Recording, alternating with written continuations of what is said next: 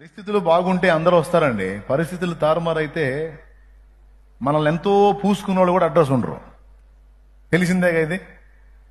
పరిస్థితులు బాగున్నంత వరకు మనుషులు, పరిస్థితులు తారుమారే దేవుడు రాడు. ఎందుకంటే వాడిని పలకరిస్తే డబ్బులు అడుగుతాడేమో, ఏమైనా అప్పీమంటాడేమో, ఇప్పీమంటాడేమో అనే డౌట్లు. కాబట్టి ఆపదలో ఉన్నప్పుడు ఎవరు కనపడరు. అన్ని బాగున్నప్పుడు అందరూ వస్తారు. అది వేరు. తెలిసింది, మనకు తెలిసిన సంగతి. మరి ఎవరో ఆదరించని స్థితిలో మనిషికి కనపడ్డది ఒకడే, దేవుడు.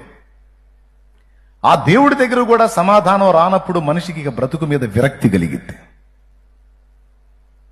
ఈరోజు మీలో కొంతమంది ప్రతికూలతలు ఎదుర్కొని ఎదుర్కొని ఎదుర్కొని ఎదుర్కొని విసుగు చెంది,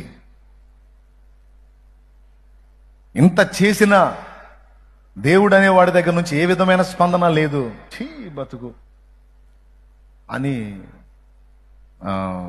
గాయపడిపోయిన వాళ్ళు, జీవితం మీద విరక్తి చెందిన వాళ్ళు, విసుగు పుట్టిన వాళ్ళు బహుశా